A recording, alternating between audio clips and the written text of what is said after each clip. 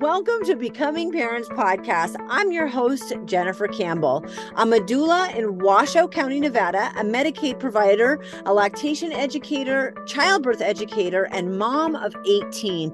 You can find me and connect on doulainreno.com. Remember, give a shout out to those who are brave enough to share their stories with us on how they have become parents. Let's dive in. Welcome to Becoming Parents Podcast. I'm your host, Jennifer Campbell, and today I have on Sarah Parise, and we are very excited to be here today. Sarah, how are you? I'm fantastic. Thank you so much for having me. I just love connecting with people where I feel like, where have you been all my life? So I love that. This is fun. And you are my demographic. So this is a very exciting podcast for me. And I really, really am thrilled for you to share your journey on how you became a parent. So jump in. Oh, I'd love to. So let's rewind. I'm in my mid-40s now. I went to prom with my husband. I asked him to be my boyfriend after prom. He said no. I like Becky. So that ended. And then fast forward till I'm 33 and he asked me out on a date. So he was really playing the long game. And that's kind of the foundation of our relationship, is playing the long game. So we had our first child when I was 36. It was, how I like to phrase it, is like a dream come true and a nightmare completely realized. I was in labor for 36 hours after it wasn't an easy pregnancy, but there was no major complications. I thought, I'm going to go into this in a natural way. I have done all my trainings. I've done all my breathing. I got to the hospital. She was like sideways and the cord was wrapped around her neck. And when she came out, she was as blue can be.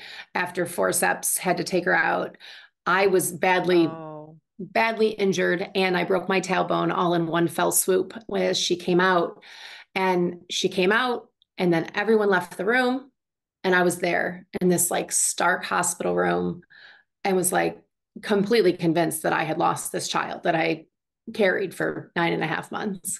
And that was the entry into motherhood. Not at all anything I read about, anyone talked to me about, all the things, all the movies you see, how you envision this whole situation beginning. So it wasn't necessarily the best way. She's fine. She was lovely. The strongest kids start in the NICU. That's what I always tell people. And fast forward 6 months, it continued to not be such smooth sailing. I was living in Southern California at the time, and I found myself one night after an incredibly hard day of stay-at-home parenthood with a child that couldn't latch because she had torticollis on her neck, who never slept because she just never slept. And I found myself leaning against a fence, peering over the Pacific Coast Highway, hoping and praying that that shit would break and I would have to end this whole situation that I had come to. Oh, Sarah. How I got from finding out I was pregnant, being the happiest day of my entire life, because it took us a long time to get pregnant, to that 6 months afterwards, to the lowest of low rock bottom, is beyond me. But that postpartum situation that people do not talk about nearly enough, and that my doctor basically told me that because I wasn't crying, it wasn't postpartum depression. I had like rage. I had lost every sense of myself. I had done none of the activities that I grew up loving and doing because I couldn't sit. I couldn't exercise. I couldn't lay on my back. I had this broken tailbone and so much internal damage. And then I had this screaming demon child who couldn't eat, couldn't sleep, couldn't do anything all the other babies that I was surrounded with did. And then, of course, I felt guilty because she was pretty healthy. I mean, she had minor things going on, but where was I to complain? Because I basically had a healthy child that will be okay after some therapies. And it just, all of it just wrapped up in this like guilt tornado, left me standing against this fence at the 6-month mark. And I looked out onto the ocean and I was just like praying to God. I just like, I can't do this. My daughter deserves more than this. My husband deserves more than this. Like everyone in my life deserves more than this. I can't do this. Like this wasn't meant for me. somebody else can come in and do a way better job than I could. And as I looked out onto the beach, I saw these two old women with their feet, like the waves splashing them. It was like later in the afternoon, splashing them. And it just kind of reminded me of my mom. It's like her favorite thing to do is to pull up a chair right near the ocean's edge. And as the tide comes in, have it hit her feet. And I started to think about, like, what if my mom was in this situation when I was 6 months old and she decided to end her life, and where my life would be without my mom, who was like my best friend, my rock, my everything. And it made me back up, and I sat on a bench, and then I laid on a bench. And for the first time in 6 months, I did cry, and I didn't stop for a really long time. I don't know how long I laid on that bench, just crying. And I knew something needed to change.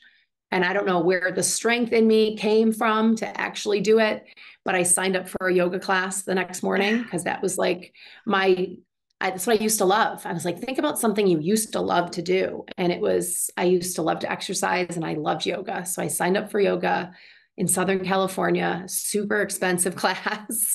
And I dragged myself there, and I rolled out my old raggedy mat that hadn't been used in well over a year. And I laid on my side, and I just cried the entire class. I laid there. I did nothing the entire class. I couldn't bring myself to even like come into a child's pose or even stand up when this whole packed room of people and their beautiful bodies and me and my body that I didn't recognize. I couldn't even bring myself to stand up. So at the end of class, this teacher came up to me who I'd never met before because I hadn't been to the studio in like over a year. And she put her hand on my shoulder and she said, I don't know what's going on, but I know you showed up and you just need to keep showing up. And that whole walk home, I was just like, I need to show up. I just kept repeating it. I need to show up. I needed to show up for my daughter, my husband, but really most importantly, I needed to show up for myself. And from that day forward, it's not like I revamped my whole life and then everything was rainbows and unicorns, but by teeny tiny little specks of improvement every single day, I started to turn it around. And the whole thing came down to like, I took care of myself in little ways throughout my journey. And then within another 6 months, I was like a new person. I knew who I was again. I started to lose some of the weight, not all the weight. I gained a lot of weight during that first pregnancy, but I started to feel more like a woman and the person that I knew for 36 years before I became a mother. There's so much I'm going to unpack in this. First of all, it took you a while to get pregnant. We're gonna go because oh my gosh, it made me choke up because we don't talk about this, and we need to talk about this. As a matter of fact, just to make a comment about the depression, any woman that I work with that has a history of depression or severe anxiety, anything that's been diagnosed and treated in the past, I let them know, like, we're keeping really close tabs on you. And I've had two women in the past year.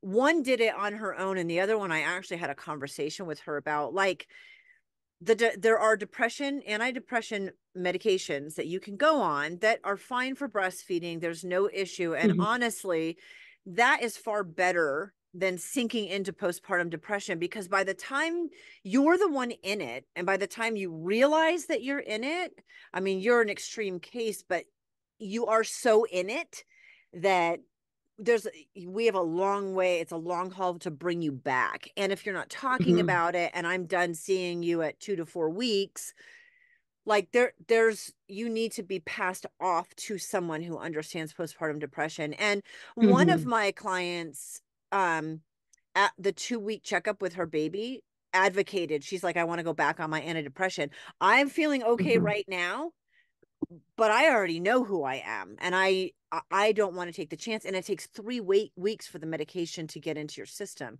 She's like, I'm not waiting until I'm a puddle on the floor and I can't function. How smart. Good for her. So for advocating for herself and knowing herself. Yep. So it would be interesting. We can talk about that, what your process was after. But yeah, I advocate for my clients to advocate for themselves if they know that there's a history there. And it depends on other stuff going on, because I'm not like everybody got on medication, but I'm really good about, we need to talk about this and recognize it, and you need to be a proactive advocate for yourself and your health. So if that's what you need, that's what you need. And I'd rather have you be a really great functioning parent, period. period. Absolutely.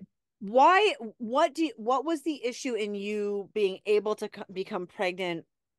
I know you're probably considered advanced maternal age because you were 35, which I personally think is total crap, but that's a side note. But what were the issues with getting pregnant? So we basically decided we had known each other. We'd been best friends like our whole life. Like since we met in ninth grade, we knew when we started dating, like this was it. Like it was one of those things that we started dating within 3 months. We were like, this is going to stick. This is going to be my forever person. So, we pulled all the goalies, pulled all the stops. We're like, if we get pregnant, great, we get pregnant. And then like 3 years went by. And at the last year, we were like really trying. I was charting things. I was peeing on sticks every day. I was doing all the things. And I was that like quote unquote advanced maternal age, but we had done all the tests, like everything looked great. Everyone's numbers were good. Like everything was fine. And it basically came down to timing, that my cycle was like short and then it was long and then it was long and then it was short. I was never really super regular, which I always knew. But when you're trying to get pregnant, that comes down to a real science of that. If someone told me when I was 18 how hard it was to get pregnant, I probably wouldn't have been so careful all those years. But oops. But so it didn't work. So we ended up doing 2 rounds of IUI. Oh, okay. And the second one worked. So we didn't have to go IVF. That was our next. They said, we'll do 2 rounds. There's a pretty low chance of it actually working, but it's a lot cheaper than, IVF. So let's try this first. It's worth it. And on the second round, it worked. So I got pregnant. We were ecstatic. It was right around Christmas and we got to tell our families, it was the first grandchild on both sides. So it was like this extra hype of things, of all of it. And yeah, it was just you plan out your life and then best laid plans. Somebody has different options for you. And just to let people know, the difference between IUI and IVF is that IUI, the fertilization happens inside the uterus, and IVF, it happens outside. So I call IUI the turkey baster method, basically. Exactly. Yeah. That's how great, though. I have another friend, and it was the first round and it worked. And I was like, really? That's great. Because but good job trying that first, because you didn't. And I had never even heard of it, because once again, it's like something we don't talk about. And my doctor's like, well, how do you feel about IUI? And I'm like, I've never even heard of IUI. What is this, some sort of college nearby? I don't even know. The University of Turkey Basting. Yeah, here it is. Okay. So I had to go in like all the time. I had to go in like for 14 straight days for them to do an internal exam to see where my ovulation was. And then it came down to, he goes, if this is just timing, this will cure it. And sure enough, it did. I mean, yay to that. So tough, but good, normal pregnancy. Tell me about your labor and delivery, and how long ago was this? How old is she? She's 6? She's 7. Yeah. 7. So 7 years ago, it's not that long ago, but I know things continue to change. And now, like in the state of Nevada where I am, forceps or suction, they use it as minimally as and same with possible. California. Okay. Like so it was like, they're like, we have one attempt. We will try this one time. And then you're having a C-section. Yeah. But I was in labor for 36 hours and she was like right there. So he was pretty confident that he could get her out. And he did. Like there was no no damage for her. It was just the cord was wrapped around her neck. And that's what was causing all the distress towards the end. Your labor, and 36 hours is a long labor, like 16 to 24 is usually a first time, so that's definitely longer. Were there any other additional complications, or was it just slow? It was just slow. Okay. They gave me Pitocin. It didn't work. They gave me more Pitocin. It didn't work. Like my body didn't respond to it. Okay. And it probably didn't work, hindsight, because the cord was wrapped around like her neck, her body. Like it wasn't, even if I was feeling those contractions, they weren't pushing her anywhere because she was pretty stuck. Okay. So they used forceps, whisked her away. My first daughter, same thing. And it was terrifying, and you don't hear things and you think the worst. And it's just scary because it's not normal. But I'm glad she was fine, but they took her away to make sure. Tell me what you went through from the forceps, and like your tailbone broke. So I really want to know about how that happened, because that's a huge go ahead. People are like, how did you have another child after all of this? That will be a like, they follow-up basically, question. yes. So essentially they think that she was kind of like nudged in like one side of me, and slowly through not even through labor, through all of pregnancy, my tailbone was slowly going crooked, like the way she was wedged. Okay. So as soon as she came out, it went into autocorrect mode, and it just like popped back, and it popped back strong, and that it broke in two different spots. So when she came out, I first, like my first, he said, you have two more pushes or we're C-sectioning. This is it. Talk about, putting No it all out there. pressure. Yeah, no problem. And I was like, okay, I didn't work this hard, this long to have a C-section, because that was like all that was going through my head. And on that first push, it sounded like a gunshot. And I was like, what was that? Like, that is not, I didn't feel anything because there was enough nerve damage, luckily, at that point, that I did not feel anything. It was just the loudest sound. And he just looked at me and he was like, we'll talk about that later. Don't worry about it. And I was like, okay, here we are. Push again. She's born. And then almost immediately after they took her out of the room, I was like on my side, being like, what is that? But of course, first time mom, you're like, maybe this is what people feel like, and they don't talk about it. So then the doctor came back in to stitch me up, and they tried to numb everything. They tried at that point to give me an epidural. That didn't work at all. I was screaming at him, like, I can feel everything. Like, you need to, like, something needs to happen. And it was awful. It was almost worse than the birth part, the afterbirth part, because I needed to lay on my back so my hips could be even, so they could stitch me even. And I had a broken tailbone. And at this point, my husband did not tell me this until years later. He's like, it was so swollen. Like my back and my tailbone area was so swollen. It was like I was lifted up off the bed so much, sitting on like this like pool of swelling essentially. And I was in agony. And it was like, no one believed me. It's like, I was like, does anyone know what's going on? And they're like, first time mom. But they didn't know I had broke my tailbone at that time. Like, they were just like, no, this is fine, honey. This is okay. This is what it's like. And I'm like, who does this? Who would do this again?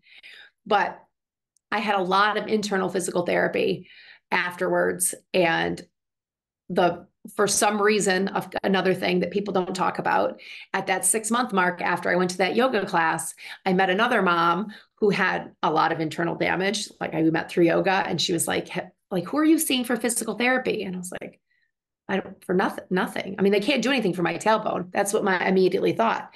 She goes, no, you got to go to like internal physical therapy. You can help this. And I was like, oh, mind blown. Okay. Yeah. No one recommended that. So then I went to her internal physical therapist, and she changed my life. I mean, changed my life. I never thought that I would ever have sex again, ever. I was like, this is not going to happen. Oh my gosh. Tell me about the internal. I mean, I've broken my tailbone before and been on a donut. Had nothing to do with pregnancy. I fell downstairs. Yeah. That's like a normal way to break your tailbone. That's how most people break their tailbone. Right. But I mean, it is really painful, and there's really nothing they can do. And it's just a slow heal. I ended up having surgery on my tailbone. Worst thing I've ever experienced, because I can't even imagine. So, I mean, I understand how hard and awful that is to heal from, especially like postpartum. That would be really traumatic. It would be so much harder to heal from it. But I get like there's not a ton they can do for that. You're on a donut basically, and you're being careful. But I know what internal pelvic therapy can do for you. So what was the damage, did she say? And you don't have, like, I'm not looking for graphic detail, but more like just the assurance that internal pelvic therapy, how much it works. I mean, going from not thinking you'd never have sex again to, so take me through that process. So I went in and had told her like what I had been through, and it had been a while. Like, at this point, I think I was 8 months postpartum. Right. So I had like a big chunk of time. So my tailbone was doing better. It was like sore at times, but it was a big chunk had improved. And she went in, she did an internal exam, and she was like, no wonder why you're uncomfortable and that you don't want to have intercourse. You've healed, but everything's in knots. Like, everything is so tight. It just, you've taken so long. Whereas if I went like a month out, it would have been so much better, because she could have helped it heal the way it should have healed. not wait 8 months. And I mean, I was lucky. I waited 8 months. Some people wait years until they have Yeah. this stuff addressed. But at the 8 month mark, my tailbone had healed well, straight, but everything wrapped around it was like, picture your muscle like in knots. And it was basically in spasm like all the time, Yeah. trying to work with my pelvic floor, trying to like balance everything. So everything I did was pretty painful. So it was a lot of internal massage, a lot of pain, like a lot of around the tailbone pain. But definitely, it's almost like when you go in for like a regular massage and you have these areas and you're like, oh, it's so painful. But then you walk out of there and you're like, oh my God, I can't believe I feel like a different body right now. Right. That's what it was like every time I went in. And it was amazing. I mean, all the pelvic floor people that I've met and the physical therapists I've met, I mean, I took my daughter with me. I didn't have to have a sitter. She was very flexible and very understanding of like everything that I went through. But she said also, she goes, I've never met someone who broke their tailbone during birth. No, I'm glad. Thank goodness you're the only Yeah, one. I mean, that is not what you want. So physical therapy really changed that. It got everything kind of back to normal as much as it could it be did. post trauma. Hmm. Absolutely. And it turns out like not only could I have sex again, but I could have really enjoyable sex again, which is something that I didn't think was going to happen Right. after everything I went to. Like at that 6 month mark, I was just like, I don't know what the rest of my life looks like. Like I don't, this is just not going to Yeah. be in the cards for me. But that Oh, all turned around. yay. And then you got pregnant again. I did. I somehow, some way, I decided that we would have another child. And I I think don't, that's the I mean, great, most ironic. that's the beauty of forgetting what happens during that time period, no matter how traumatic that, I had switched Or how doctors at that point. you probably think it's worth it too. I mean, I didn't think it was not going to be tough. I thought then you Mhm. have this child and you feel better physically and you think, okay, it was worth it. And I think, Absolutely. yeah. So you had a different doctor. So I had to, we actually moved. So I found out I was pregnant with our second. We were still living in California and we moved to Baltimore, Maryland. Once again, everyone freaked out because I was so old to have a baby. I was almost 39. I interviewed 4 different doctors. All 4 were like, you're going to have to do a C-section. I said, nice to meet you. I will not be seeing you again. I finally found someone who didn't think I was ancient and let me have it the way I want it. I'm like, I'm not against having a C-section if it's medically necessary. Right. I am against, for myself, scheduling when I'm going to have this baby if she's not ready. And my first one was 2 weeks late because in California, they let you be pregnant forever, which I accept. In Maryland, they do not. So it came down to like me just not calling the doctor back after my due date. And my second one was 3 days late. So she wasn't, but she was born in like 12 seconds. We Oh, barely made it to the hospital. Like isn't that it was, crazy? I mean, I wouldn't go to the hospital. I was like in labor, laboring at home on my birth ball in the bath. I was just like, okay, this is how we're going to do this. I'm not going to the hospital and being there for 2 days before I even have a baby. My husband's like pacing nervously. He's like, let's just call. Maybe we just call. And I'm like, okay, just call, but I'm not going. Like, you're going to have to drag me to the car. And the doctor was like, well, there's no one here. Like, we're not going to send you home. Like, you can just come and stay and you can do what you want to do here, but you'll be here just in case. As soon as we got in the car, my water broke. I was like having full on contractions. I was like, ooh, we got to go. The hospital's like 20 minutes away. We walked in, the receptionist is laughing at me. She's like, you'll be fine. Have a seat. We'll pull you, we'll triage you in a minute. And I'm like, oh, you don't understand. This is my second. This person is coming out of my body right now. And she's like, oh, okay. I'm freaking out every mom in the waiting room. And I'm like, and I got into a gown and I had her. The doctor wasn't even in the room. I love, but how healing was that situation compared to the first? I always say I deserve that. After the first one, like I deserved that moment. She was born, she was on me. She like nuzzled her way like up to my breast immediately. I was like, this is what people talk about. This I get. Yes. Yes. Oh, that's so good. And no more after that? No more after that. I'm so ancient. Who would have I another mean, child? I didn't want to bring up your advanced maternal age again, but like 45, you're nearly dead. So I I mean, get it. basically. Yeah. Your eggs are I gave my husband a hard time. He's like, well, you kept your ovaries when you had your hysterectomy. I'm like, yeah, my eggs are freeze dried if you like them that way. If you want, I mean, there's nothing wrong with a good dehydration process, you know. Right? Um, so, but anyway, tell me when you now you kept going back to yoga after that first time and you went Mhm. to physical therapy. At some point, your You entrepreneurial. got this. There we go. I can do it. My brain's dried like my eggs. That's fine. Um, that spirit kicked in. And I know for many, many, many of us, you know, like I didn't become a doula before kids. I became a doula after my first delivery. And it wasn't Mhm. even that it was a bad experience or traumatic, but a lot of women get into birth work of some sort because they felt alone or it was traumatic or there was an issue and they thought, I can bridge this gap that so women Mhm. don't have to feel the way I feel. So I want you to tell us about your business and when did that happen with the kids being born? Absolutely. Well, I've been a certified personal trainer since 2006. So, I mean, like my whole adult life, essentially. I became a postpartum wellness specialist while I was pregnant and did my yoga certification while I was pregnant. Because I was like, this would be cool to like, once I have kids, like I could work with other moms that have kids and they could be in my home studio and I could train and the kids could play. And I had this whole kind of vision of things. Mhm. Then you have a baby and you're like, oh, with what time would you like to do this? So You're that's gonna a do nice yoga thought. while breastfeeding. It's going Okay. to be amazing. The kids are going to just sit there. They'll read books. So, We'll right? bring goats in. Like it'll be Yeah, fine. it'll be Okay. fine. We'll all work out. But right about that, when I started going to pelvic floor therapy and I started having this relationship with my pelvic floor therapist, and she's like, you wouldn't believe the number of people that I see that one, don't know I exist, like at Yeah. all, not just me, like the profession. Yes.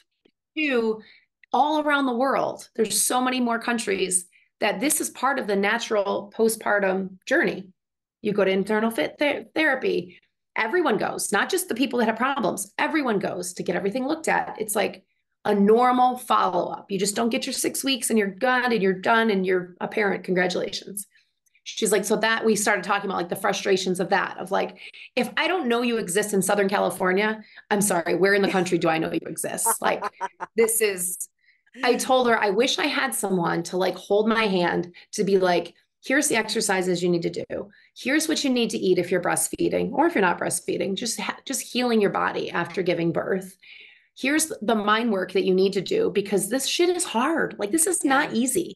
This is not an easy transition into motherhood, whether you're a stay at home mom or you have a ton of help with family or you're working, whatever your situation, everything, every aspect of it has its hardships and every aspect of it has its benefits. And I'm like, I just wanted like a roadmap to be like, what do you do as a mom? Like, I want Yeah. that book. I want, not for my baby, there's plenty of those, but I want that map for myself to like how to feel like myself again after having this baby. So like we had all these conversations and I was talking to my husband about it and I was like, I think I want to come up with just like the physical side because that was like what my background was in doing the personal training. Come up with like a situation like at 6 weeks postpartum, you're cleared to go, but you really shouldn't be. Like you really shouldn't be cleared for all exercise because it's not good to kind of jump back into where you were before. So I put together a 6 week program and took a group of moms from the hospital. We all had kids around the same time through this 6 weeks of, it was yoga, it was strength training, it was mostly body weight stuff, but stuff that you didn't need a lot of space, you didn't need a lot of equipment, and you didn't need a lot of time. So it was like 20 minutes. You could break it up as many times as you needed to throughout the day. And I took people through this and I just fell in love with it. I was just like, this is what you realize, like moving your body physically, how much that does for your mental and emotional health, which everybody knows. But until you do it as a mom, you're like, wow, this is worth it. And I know no one has time. Nobody has time for this or time for that. So I've just kept it simple. My programming has morphed through the years. Now I'm focused on a 12-week program and it's all encompassing. It's that physical, mental, and emotional connection piece to just really find your spark again. So you can wake up in the morning and like look forward to have a great day. And just really feel like yourself again and be a better everything for everyone else. Because really, let's be honest, like most people, most moms won't do something if it's just for them because we just won't, Yeah, you know? right. So, but the lucky part is like if you take some, I say 2% of the day, you take 2% of the day and dedicate it to you, like everyone in your world benefits. I so agree. You have well, you have all your notes, your links are in the show notes, but you have a website, Mhm. you have a private Facebook group that people can join, your Mhm. Instagram, you offer, like, you have testimonials and podcasts you've been on, but you also offer free something, some example exercises. Am I right? What am I remembering? Yeah, I have a free guide that's Yeah, how there we busy go. moms prioritize their own Yep. health. And it's a fun, like, bingo game because it's, not a lot to think about. No equipment, very little space. And the beauty of it is you can do it in your work clothes. So if you're at the office, you can easily sneak these in, or working from home, you don't need to change. But there's like little ways to sneak in this mindful movement throughout the course of the day. And I love you also have the 7-day wellness. Like, you have inexpensive options for people who Absolutely. want to do something, but like Mhm. aren't ready to commit to maybe coaching. And you have lots of different things. You have sample Mhm. workouts. Oh, Um, I have so many free in the Time Out for Moms Facebook yeah. group. I do freebie Uh, Fridays at least twice a month, and they're just like the last one I did was like a free self-care planner, and it's just like a little PDF of you to fill out like what are you going to do this week? Because part of the problem is we don't plan on ourselves. I We agree. plan like how many hours we're going to be in the car, getting our kids to their activities, and what we're going to maybe have for dinner, but we don't plan on that self-care stuff for ourselves. So I have a ton of freebies in the Time Out for Moms Facebook group. Yeah, I love it. I want to make one comment because you mentioned your first child was had torticollis, and that's a really stiff Mhm. neck that can often happen just during, even if there's no trauma in a natural Mhm. vaginal birth or you have a C-section. Babies are going through a lot through the birth process too, and that's like a stiff neck, or it makes it painful to turn. It can be very difficult for them to breastfeed. They're in a lot of pain. Mhm. So for people who heard that and aren't sure what it is, that is what it is. I always recommend my moms get themselves and the baby checked chiropractically, because it's a Mhm. really easy adjustment. But if you don't do it, it's as you can attest to, like, you have this demon child who never stops screaming. What did you do to help Mhm. with that? Did you breastfeed the kids successfully? Like, So I was able to breastfeed on one side. So I breastfed on one side, the side she could turn towards, and then I pumped on the other side, and then would feed her what I pumped on that side.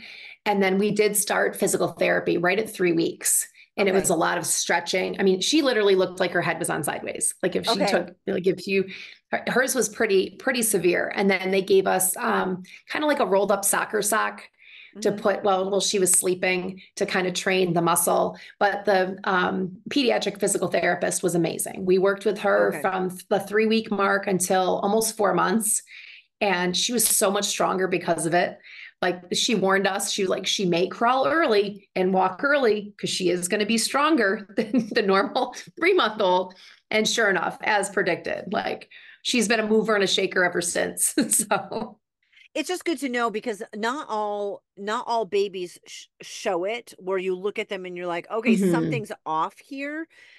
It can be just that they're crying more and that they have difficulty nursing on one side over the other. It's not as obvious. So for moms who have babies where you feel like, oh, they're colicky or they're crying a lot, or I don't know what's wrong, and she's rejecting my left breast, get them checked out by a PT or a chiropractor. Absolutely. For a Yeah. chiropractor can do it too, because the first thing they asked when we went in for like initial consult is when you go up to wake to pick her up in the morning, is she always looking to one side? Or when she's in the Yeah. stroller, is she always looking to one side?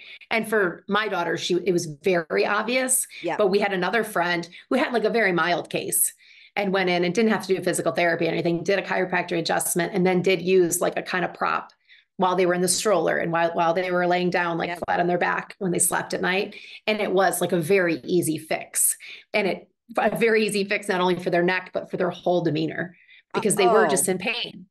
yeah. And that can be the Mhm. issue a lot of times. So I wanted to make sure we didn't let that one slide, just to address it, because people feel like, moms feel like they're failing and doing something wrong if things aren't going well, if they have a baby who's crying or they're having trouble breastfeeding. And Hmm. so, yes, definitely want it. So you created the Great Days for Mom method program from your experience to empower moms. I did. And that's what I told my physical therapist on our last day together when we were talking about it. I'm like, I wish there was this. I wish there was this. And she's like, well, what's your next step? What are you going to do? And I was like, I'm going to create it. And she looked at me dead in the eye and she was like, I kind of believe you. I was like, I'm going to do it. Yes. This is where I'm going to spend my time and energy. And obviously now I have a 7 and 5-year-old. So more time is spent towards my business. My 5-year-old's in preschool and I do a lot while she's gone. And it's kind of morphed and changed as, Yes. my life has, and Yeah. it will continue because nothing is stagnant in motherhood or life in general. No, it's not, but at least you understand what it's like to have a painful body, to have postpartum depression to the Hmm. point of considering suicide. Hmm. Did you ever go on medication for depression? Did you ever get seen for depression You specifically? know, I didn't, not for depression. I had no history of depression, no Okay. history of anxiety, but I did go on medicine probably 3 months into the pandemic for anxiety, and I've never gone off of it. It was Okay. the best decision I ever made. And I Mm, try to say that whenever I can, because there's something in my body that shifted, that I was having panic attacks. I'm like a lot of people during the pandemic. It was like, use the uncertainty, the unknown. But the right. trigger for me was I was driving with my kids and I basically like had tunnel vision and I thought I was going to go off the road. And it was the beginning of a really bad panic attack. And Mm, from there on in, my doctor was like, it's a very low dose of Lexapro, but your brain needs this. Like you, for whatever reason, have stopped regulating and can't pull yourself out of it. You need right. this. And every time I go in, I'm like, well, maybe I could try without it. She's like, I would not take a diabetic off their insulin. And that to me Ah, sticks okay. of like, I'm you know so what? glad I asked. Yes. Yeah, absolutely. Yeah, because I think there's a stigma behind like you needed medication or this is who you are now. And it's not. It's something Hmm. that's happening that you can address similarly to lots of other things that happen postpartum or not, but especially postpartum. So I'm so glad I asked that question. Where should people Hmm. start when they find you? And like, what's the best way for them to get in touch with you, to jump in, and to start looking at your information and working with you? Absolutely. I think the easiest spot to start is Instagram. It's Great Days by Sarah. And just shoot me a DM and we can connect that way. And if you're on Facebook, I have a Facebook group called Time Out for Moms, Wellness, Accountability, and Support. It'll just ask you like 3 quick questions, and then I can accept you into the group. And then you can see I have a whole category of like freebies. Go in and look and see which ones apply for you. And all of them are always there. So if you have any questions about those, I can shoot you that way also. Sarah, thank you so, so much for being so open and honest about your journey. It was a pleasure talking with you. This was so great. Thank you so much for having me on, Jennifer. I'm so excited to be connected.